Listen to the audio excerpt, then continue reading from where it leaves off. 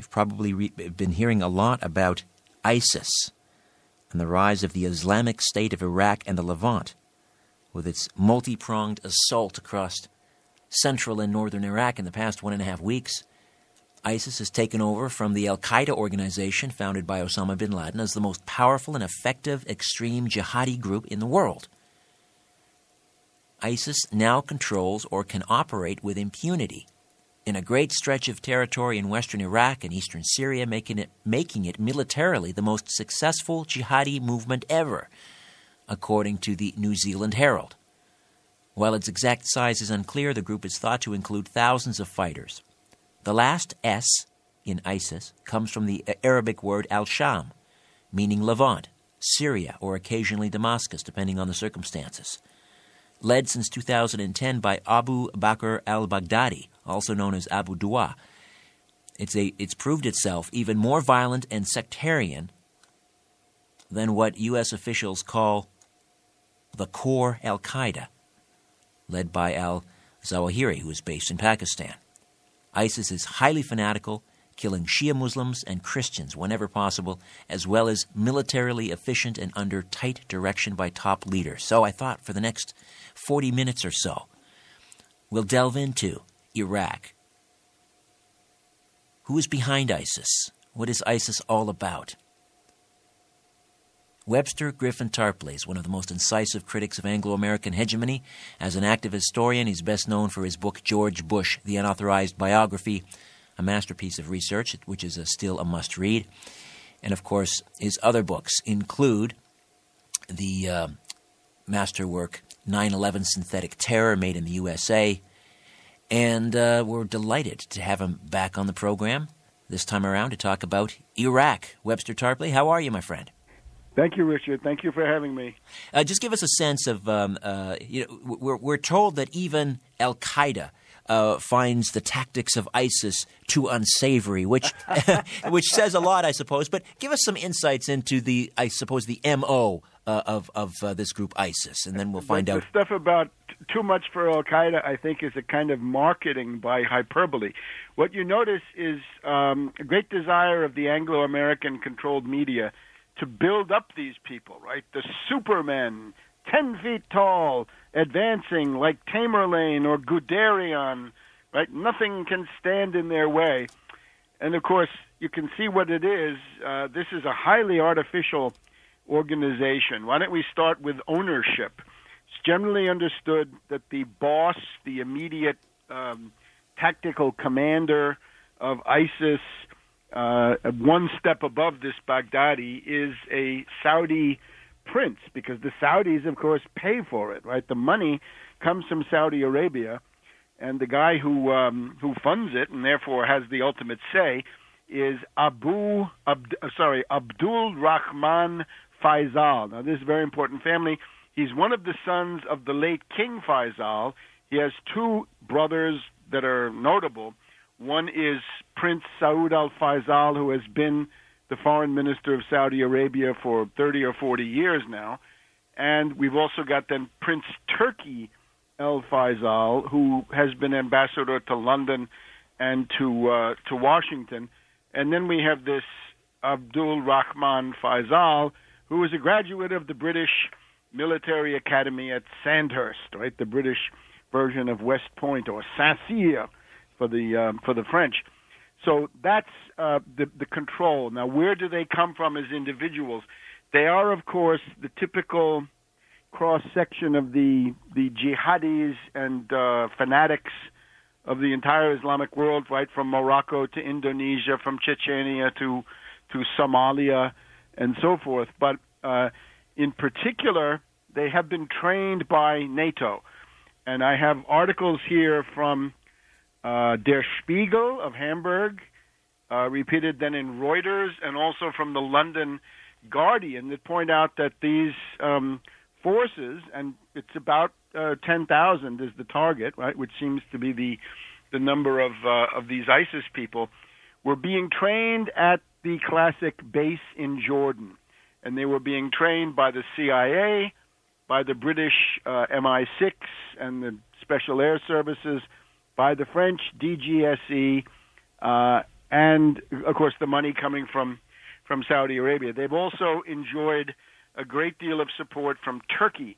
We had one of the preludes to the Ghouta chemical warfare incident of last August, which was, of course, a sham, right, a fraud, was that a group of ISIS came storming out of southwest Turkey to attack the Syrian city of Latakia, there on the Mediterranean coast where Turkey and Syria meet, south of the city of Alexandretta, I believe.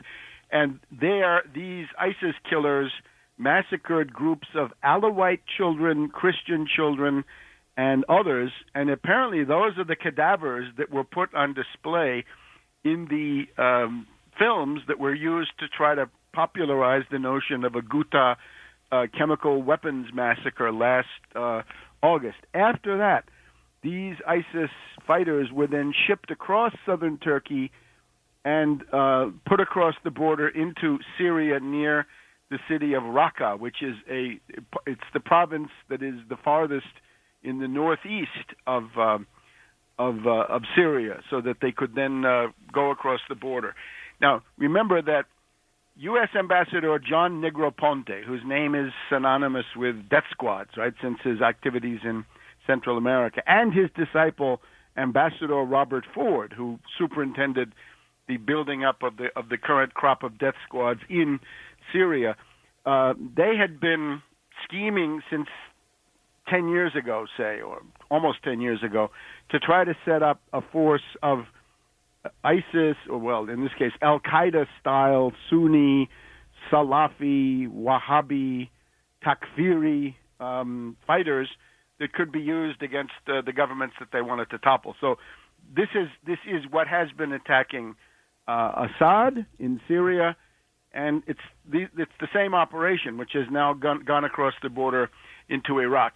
As far as Baghdadi is concerned, right, he was, of course, a U.S. prisoner of war from 2005 to 2009, and I like to say he has a 4-year degree. He's got a diploma from the U.S. as a brainwashed patsy, because once you're a U.S. POW, I hope everybody realizes that the way you get out of that is you become a double agent working for the U.S., and we've seen that with Kumu in Libya, with Shiri in Yemen, and now with Belhaj also in Libya, and now we've got the case of Baghdadi. These are people that are retooled, reconfigured, redirected to go and attack the people that the U.S. wants them to attack, and they prosper in doing so. So this entire thing is a fraud, you could say, but it's also a fraud that has a certain reality. Now, the other thing I would point to is the notion that the Iraqi forces ran away, and we're hearing about how they all disappeared.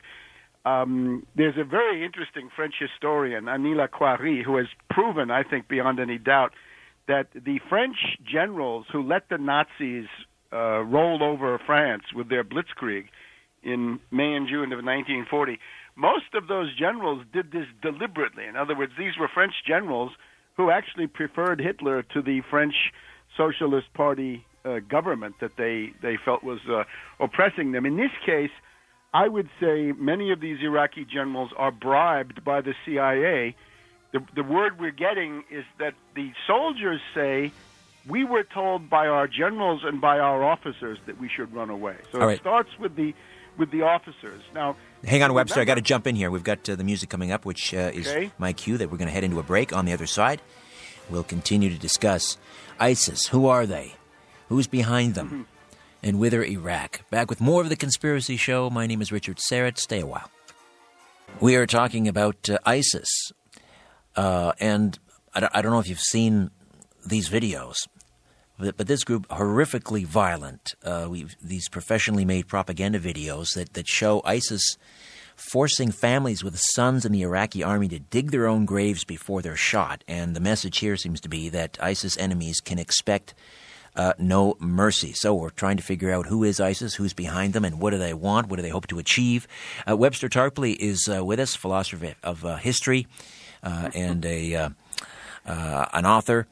Let's I want to go back to the source of the story. You're saying that Der Spiegel and other groups or other organizations, other newspapers in Europe are reporting that ISIS was trained in Jordan. They reported this in March of 2013, that a training camp in Jordan was busily preparing these people. Now, of course, they said, and these are supposed to be non-sectarian, in other words, not Salafis, not Sunni fanatics, but that's, of course, just a slight matter of redirection. You know, the Free Syrian Army no longer exists. This was funny. This was all of last year we were told by the CIA that General Salim Idris and his secular friends were going to be the counterbalance to Al-Qaeda and Nusra and the Islamic Front and all the rest of them. And this has now simply disintegrated. Any weapons that had been given to the FSA would indeed now or are in the hands of Al-Qaeda. Idris fled to Qatar in February. His number 2 is now in Sweden, and the number 3, I think, is in the Netherlands. That guy's the founder of the entire thing. So it's completely gone. So they retooled that and turned it into this grouping that you see now, which is what it was anyway all the time. Interesting to see why. First of all, the Syrian civil war is being lost by the NATO puppets. In other words, be it the Saudi paid or the French paid, any way you want to cut it, they're losing. Assad is winning. The city of Homs has been liberated. The city of Aleppo has been liberated. So the guerrillas and killers in Syria have been pushed more and more out of the inhabited areas and into the somewhat arid regions of northeast Syria. There's also a question of the overflights, right? If you seize control of northern Iraq, then the Iranians can no longer send plane loads of assistance to Assad, to Hezbollah, and to their own revolutionary guard forces that are engaged inside Syria. Well, this is where it gets strange for me, Webster, and I need you to sort this out for me. Why is the United States talking about working with Iran to stem the tide of ISIS? What's going on there?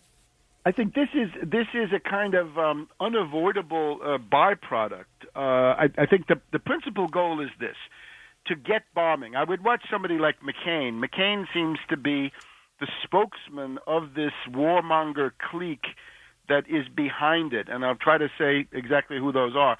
But McCain has been saying, bomb now, and if you listen to McCain and Lindsey Graham of South Carolina and some others, they also say once the bombing starts, it has to be extended into Syria immediately, and of course then they will undoubtedly cheat. In other words, they wouldn't just bomb the bases of ISIS, they would start bombing Assad, which has been the thing that they've wanted. So it's a back door to the war with Syria. And of course, on the other side, you could also begin saying, well, once we're bombing northern Iraq again, maybe we'll have a few of those go astray into Iran, and then it becomes very, very dangerous. I would say that the group behind this is mad as hatters. In other words, mad as March hares. And here's what I have in mind. There are 3 coups that are aimed at with this ISIS. One is the coup to overthrow Assad, right, to finally get rid of the Assad regime, which I think is not wise, because this happens to represent the only chance for something that looks like civilization in Syria. It'll be another Libya. It'll be total lawlessness there. It'll be something perhaps even worse, because the criminal energy in Syria is maybe greater. There's also a hope of overthrowing Maliki, right? The West has been screaming about Maliki. They want to demonize him. They want to blame him for everything. It's ridiculous, because the people that he was supposed to negotiate with never wanted to negotiate with him, right? The Sunnis consider the Shiites in Iraq to be second-class citizens, right? It's a very strong, deeply rooted prejudice. But the coup that interests me the most is the one here in Washington, because the goal of all of this is to finally get control of Obama and make him into what he has been reluctant to be, and that is a warmonger, an aggressor. Obama, of course, typically is a weak, passive president. But if you look at his response to the recent crises, you can see that the U.S. ruling class is apoplectic with rage. There is a war psychosis here. And it goes something like this. They say, we wanted to bomb Syria, and you, Obama, got in the way. You let Putin avoid the bombing of Syria. They also say, we never wanted to negotiate with Iran. We wanted to bomb Iran. And here again, Obama, you've got this negotiation going, and this is unacceptable. And they're also saying if you hadn't pulled out those troops from Iraq, we'd have more options. We'd have boots on the ground now. Yes, we'd have options. But of course, that was Maliki at the time, right, under domestic pressure, which you can see. You can imagine how much domestic pressure there was. Get those Americans out of here forever, and none of them remain. And that was their position. This was nothing that Obama could change, as far as I can see. There was also quite a bit of pressure of U.S. public opinion saying, no, not 10, not 15, not even 1, get them all out. There's also a huge embassy and quite a few hundred Marines and others. But the other one, of course, that weighs heavily on the U.S. ruling elite is Ukraine, right? They feel tremendously humiliated that they haven't been able to deliver for this neo-Nazi clique in Lvov and in Kiev, that Putin has been able to assert some kind of Russian defensive posture, I would say, right? With his back to the wall after all these years of NATO expansion, he prevented NATO from grabbing the entirety of Ukraine. There is a school in the ruling class that says, put one NATO division into Ukraine. That is Jessica Matthews of the Carnegie Endowment and the board of Harvard University. She says one U.S. brigade and then one battalion from each of 5 or 6 NATO countries. I'm sure Canada will be one of them. If it comes to this, 2 brigades would make one division. So that would be one division. However, the alternate school, Anne Marie Slaughter from the State Department, what a name. I guess her name is her program. She says it's a mistake to attack Putin in Ukraine because he's too strong there. Better to attack him in Syria. And then, lo and behold, now we see something that looks like a plan to bomb Syria. I would simply point out we've had this night of the living dead here. All of the neocons have risen from their graves, and that would be Perle and Wolfowitz and Max Boot and the entire cabal from 10 years ago, right? The authors of this catastrophic war. And above all, we have Cheney. Cheney assisted now with his daughter, put out in the Wall Street Journal on Wednesday, a tirade which I would read it as a call for a coup d'etat against Obama, quite frankly. Obama's been wrong about everything. Obama's a fool. Obama is blind. And then Obama is betraying the U.S. past and squandering U.S. freedom. It sounds like, will nobody stop this man, right, in the murder in the cathedral. But you get the idea. The goal of this, and McCain has said it, McCain wants everybody out, Kerry out, Rice out, and he wants General Petraeus, the CIA and the Pentagon, in, General Keane, left over from the 2007 surge, in, and Ryan Crocker, who was the U.S. ambassador during the surge. So you get the idea. Crocker says you can't undo an invasion, but you can undo a premature disengagement by re-engaging. And of course, he doesn't spell out what he means by that, but it's clear, right? He wants to start the war anew. And behind this group are the Kagans, right? Kim Kagan, Institute for the Study of War, Frederick Kagan, American Enterprise Institute. This is the surge again.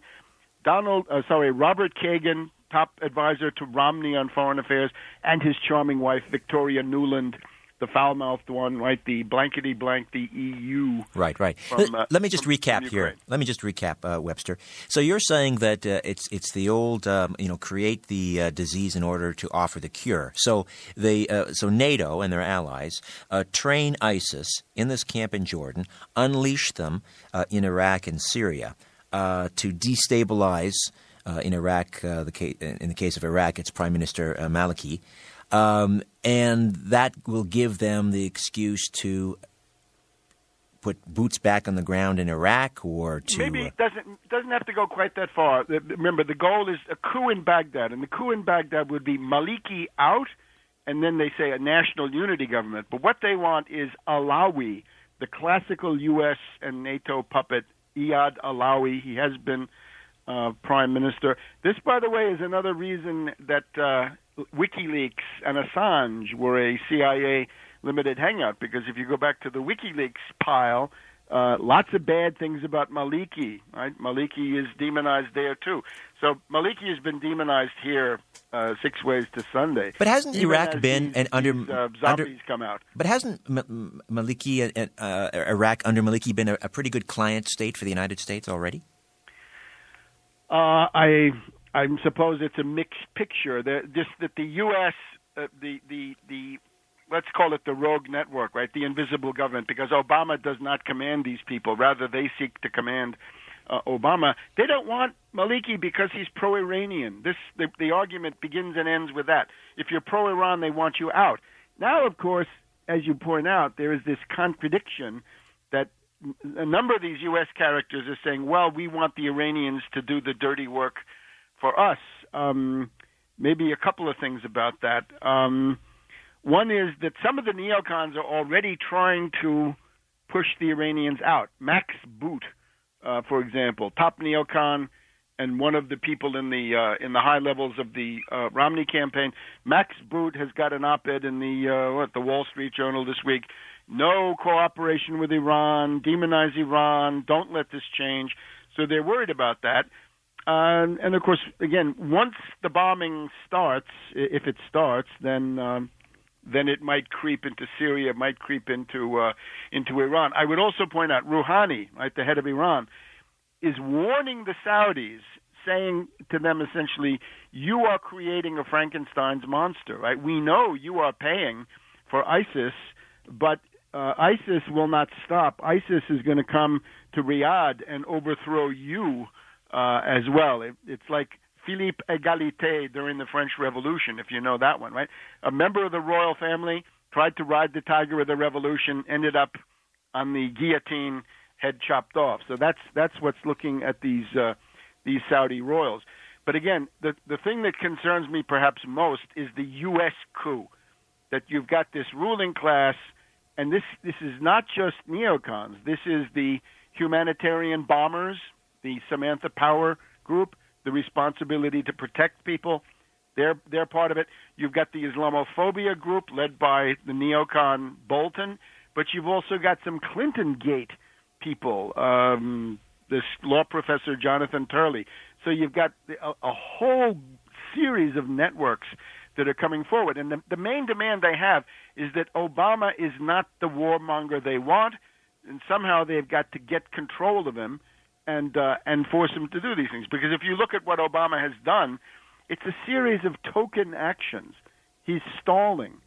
He doesn't do this for national interest reason. I think he just sees that it's bad for Obama. If you start a war, then 6 months into the war, you're going to be impeached, right? If you bomb now, you can count the months until you will be impeached and removed from office, because these are Republicans who hate him. And if they get the majority in November in the Senate, then they can quite possibly remove him from office. All right, got to jump in here. Got to jump in here. Webster Tarpley stays with us back on the other side as we continue to drill down on ISIS in Iraq. Back with more of The Conspiracy Show. My name is Richard Syrett. Stay with us.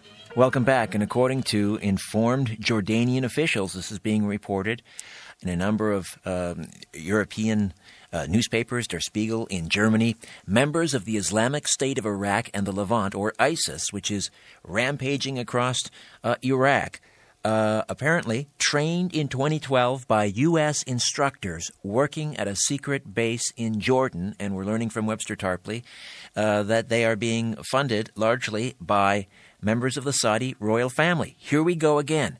We're being suckered, apparently, once again. But I guess, Webster, the war party has decided that they're not going to be able to succor us with the weapons of mass destruction lie this time. So Is that why they've gone to the effort to create this this band of animals, in order to convince or to galvanize public support for some sort of military action? Well, if you look carefully, we're back to 9/11, and the idea that if you allow these takfiris, right, these primitive characters, if you give them a base or a sanctuary from which they can operate, then they'll organize 9/11. And I've written a whole book trying to show how absurd that whole thing is, how this could never be done. And in any case, if you're concerned about that, as you pointed out before, you should be looking at Libya, where large sanctuaries have now been available rather closer to Europe and the sea lanes and so forth. I would say one of the funny things, crazy things from the U.S. point of view, is you're expected to regard Assad of Syria as an enemy. I don't think he is.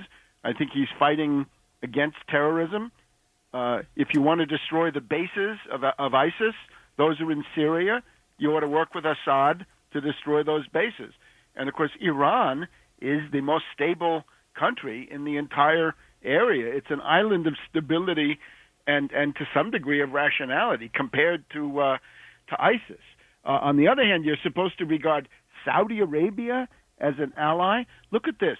The Saudi elite, the Saudi royal family, is pouring money into terrorism in Syria and in Iraq, the ISIS, and somehow that's tolerable. I recommend one of the ways to end this crisis very fast, a 24-hour ultimatum by the United States and whoever wants to join in, saying, Saudi royal family, stop it.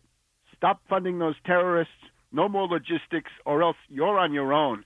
You can make your own plans for self-defense. And, of course, they can't do it.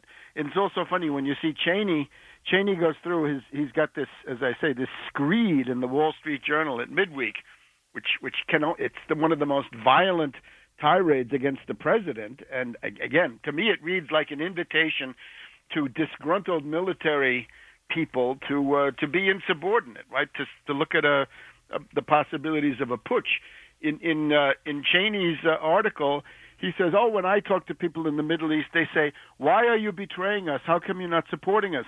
Let's turn that around. I would say to the Saudis and the Qatar people and the entire Gulf, why are you betraying us by funding terrorism that is undermining this attempt by the U.S., whatever you want to call it, to have some kind of a stable government in Iraq? And again, you got to distinguish between the Obama White House, which is, again, a passive and somewhat timid player, but nevertheless seems to represent a moment of breaking, right?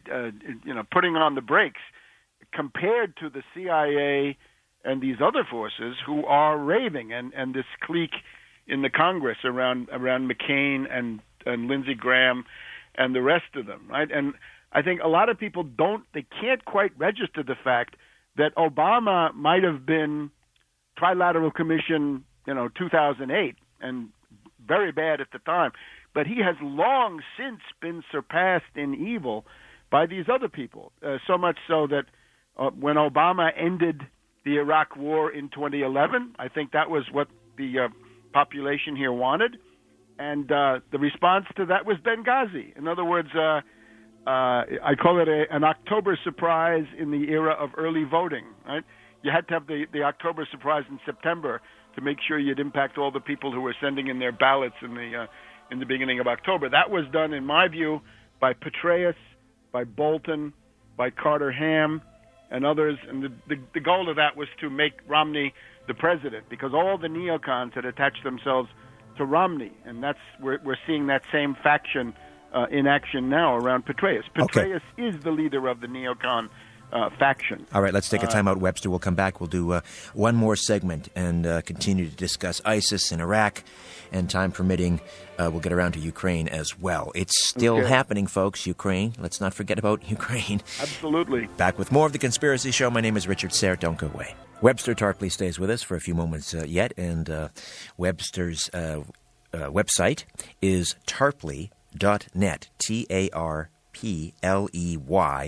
.net. I just want to ask you a couple more questions regarding ISIS, and then I want to move into Crimea and Ukraine and Putin. And Baghdadi, is he being built up to be the next Osama bin Laden? It's possible, but again, remember, he's a graduate of a U.S. brainwashing academy for terrorists. I mean, he doesn't have the Guantanamo Bay degree, but like somebody like Belhaj, right? Belhaj, big warlord in Libya these days. He was only in U.S. custody for a couple of years in Bagram or someplace in Afghanistan and that theater. So again, the fact of being 4 years in a U.S. prisoner of war camp and then being let out, this tells you something, and it's the opposite of what the stupid reactionary might think, right? Where reactionaries are all screaming, "Oh, you let them out. They fooled you. They went back to the fight." Yes, they go back to the fight, but they're going back to fight against Assad, Gaddafi, or in this case, Maliki, who are U.S. targets. So they're working for the U.S., right? Probably it's going to be hard to duplicate the tremendous media buildup, right? The hundreds of millions of dollars in free publicity that were invested in Osama. And Baghdadi, is, as you say, a graduate of the military training academy. Was that Camp Bucca? Yes, Bucca. That's where he got a light rinse, I would say. A light rinse. A light rinse. All right, let's talk about our attention has been diverted from Crimea, but you're saying that the war party has decided they're not going to confront Putin in Ukraine. He's too strong there, and so the idea is to take the war to Russia, but do it in Syria. But let's talk about what's happening. Just bring us up to date on what's going on in Ukraine. Let me just do it from the point of view of what we know here. This past Monday and Tuesday, we had a very high-level event. It's called the World U.S.-Russia Forum, and it's people of a very, again, very high level. We had a former Russian Prime Minister, Stepashin, involved. We had Sergei Mironov, the head of the Equitable Russia Party, represented in the State Duma. We had a former Russian ambassador to Washington. The remarks that I would focus on, those of Professor Stephen Cohen, who is a former professor at Princeton and NYU. He's also the husband of Katrina vanden Heuvel, the owner of The Nation magazine, and Cohen is a reasonable authority on Russian affairs in a time of great madness, and his points were two. The first is that Putin is under tremendous pressure from Russian public opinion to step in, because we've got this chocolate king, right, Poroshenko, the new president of Ukraine. His government is still chock full of neo-fascists and neo-Nazis. One of them is this guy Yarosh, who threatened some time ago to blow up gas and oil pipelines, and lo and behold, this past week that has happened. But the idea is that Poroshenko is continuing to send his military to kill large numbers of civilians in Lugansk, in Donetsk, and so forth. And the one common denominator from all Russian spokesman at this conference, which was held in the Hart Senate office building. It was held in part of the U.S. Congress. The demand is call off this military attack on the civilians, because the Russian public opinion can see this, and they're saying to Putin, what you're doing is not enough. We want action now. We want you to interdict these genocidal moves by the Ukrainian forces. And the demand that they're making is a no-fly zone. The U.S. has extended no-fly zones, right, in Iraq over many, many years, the entire decade of the 1990s practically. And in that case, what they're saying is, Putin, we want the Russian Air Force to interdict any military flights, any flights at all coming into eastern Ukraine. That's number one, and that's what he's getting from his sources, right? This guy Cohen. The second point that he makes is that if this crisis goes on, there is a tangible risk of tactical nuclear warfare, nuclear exchange. And I was very glad to hear this because I have been saying similar things about Ukraine since about 2004. It is the only place in the world where a clash between two military establishments with nuclear armament can occur. There's nothing like this in the Middle East. It's just not there. But in this case, we could have Polish NATO troops intervening in support of the Kiev regime, and they're more likely to do it because Poland wants a piece of Ukraine, right? Most of Ukraine was a part of Poland at one time or another. They probably want it back. You could have Polish troops coming in from the west, Russian troops coming in from the east. The Russian troops have nuclear weapons. The Polish troops would make an appeal to the U.S. for the nuclear umbrella, and you could see World War III taking off. And this is not hyperbole. This is not an exaggeration. This is very definitely something that could happen. We're much too close to this right now. It would be time for, I think, the United States and Russia ought to tell this guy Poroshenko, stop it, stop what you're doing. And, of course, the U.S. is doing the opposite, right? We've got the Neocon, again, Madame Kagan, also known as Victoria Nuland, right, the foul-mouthed one, has been, urging, undoubtedly spurring on Poroshenko and Yarosh and Chanibok and the rest of these fascists, really, that's all we can call them, to be more and more militant, to be more and more hostile to the Russians. Right? So I think from Obama's point of view, this stuff is way out of his control. He is confronted with a fait accompli every day. Now, he ought to assert himself and put a stop to it, but his presidency is effectively over. But I mean, so Poroshenko is being encouraged to provoke Putin. It sounds like they want nuclear war. The idea, when you're dealing with neocons, they will always tell you, don't worry, the other side will back down. That was the case, for example, just before 9/11. In the first months of the Bush administration, we had this American spy plane, electronic surveillance plane, that was forced down. It had a collision with a Chinese fighter.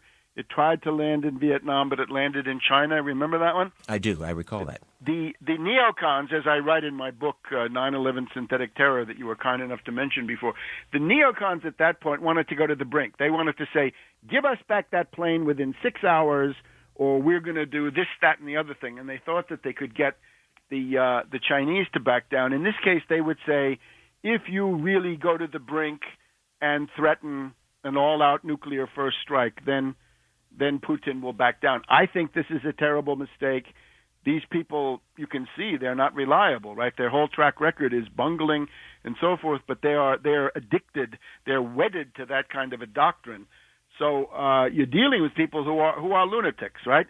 And it's just 100 years since Sarajevo, and I don't know if this was covered in any of your talks there with Jim Mars, but Sarajevo, this was British intelligence acting through various Serbian assets that they had to set off a general European war. I don't think there's any doubt about that. We've got some very interesting accounts that some top people in London were sitting around on that afternoon and they were saying, hey, has the news come in from Sarajevo? Do we have any news on the telegraph and so forth? And then when it came, they went into action. So that was 100 years ago this week.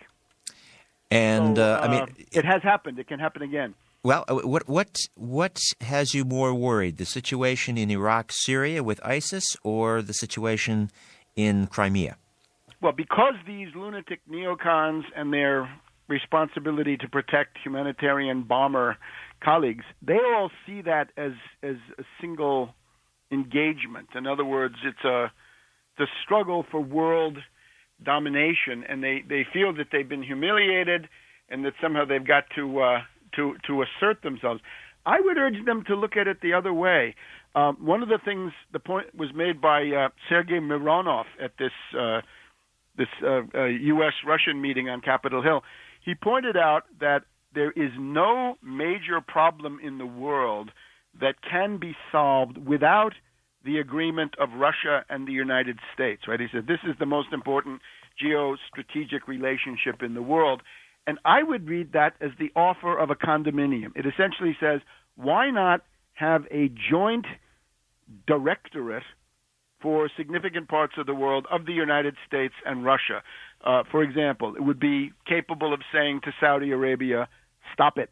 And they would have to take that very seriously. You could also tell the Israelis and the Palestinians, here's the peace deal. This is what it's going to be. Now you implement it. You could also go to China and Japan and say, look, these rocks in the ocean that you're so concerned about do not interest the rest of the world as much as they do you. You're going to cool it on that because we're not going to have World War III over this idiotic pile of rocks. And there are similar other points around the world, right? You could imagine a solution to Cyprus or any number of other things.